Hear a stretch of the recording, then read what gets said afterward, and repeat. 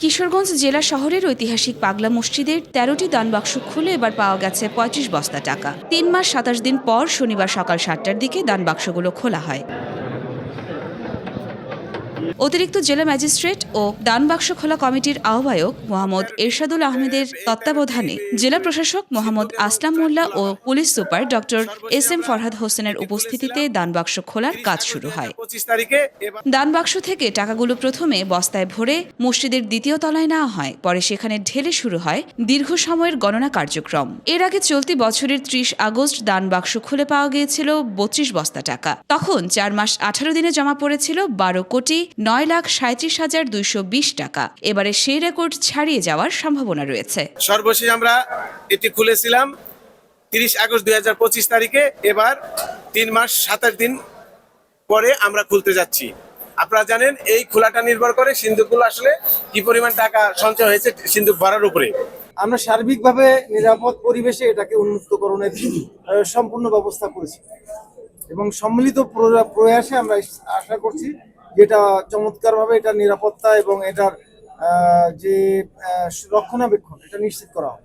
টাকা গণনায় অংশ নেন পাগলা মসজিদ সংলগ্ন মাদ্রাসার ১১০ জন, আল জামিয়াতুল ইমদাদিয়া মাদ্রাসার ২৫০ জন ছাত্র, মসজিদের ৩৩ জন স্টাফ, রূপালী ব্যাংকের ১০০ জন কর্মকর্তা ও আইন শৃঙ্খলা বাহিনীর সদস্যরা। আমরা আমাদের মাদ্রাসা থেকে আল জামিয়াতুল ইমদাদিয়া মাদ্রাসা থেকে আমরা ২৫০ ছাত্র আসছি এই টাকা গণনার কাজে।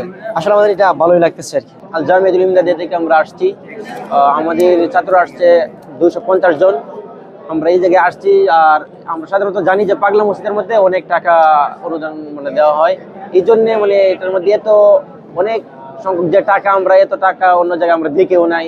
দান বাক্স খোলার খবর শুনে মসজিদের আশপাশে ভিড় করেন উৎসুক মানুষ। দেশের বিভিন্ন জেলা থেকে প্রতিনিয়ত হাঁস, মুরগি, গরু, ছাগল সহ নানা ধরনের জিনিসপত্র দান করেন অনেকেই। আসলে এখানে আসার পিছনে অনেকগুলো উদ্দেশ্যই রয়েছে। আমার বাবা অনেকদিন যাবত অসুস্থ, আমার বাবার ক্যান্সার, তো আমার বাবার সুস্থতা কামনা করার জন্য এখানে এসেছি।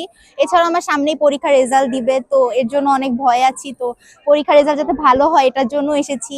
এখানে মূলত নিজের মনের ইচ্ছা পূরণের জন্য, অসুখ বিসুখের জন্যই আসা। আল্লাহর কাছে সহায়তা চাইতে আসছি, দান দক্ষিণা করলাম।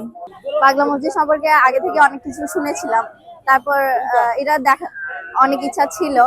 এখন আমি শুনেছি এটা এমন একটা জায়গা যেখানে দোয়া করলে সব ইচ্ছা পূর্ণ হয়। কিশোরগঞ্জের আলোচিত পাগলা মসজিদের দান বাক্স খুলে এবার মিলেছে ৩৫ বস্তা টাকা।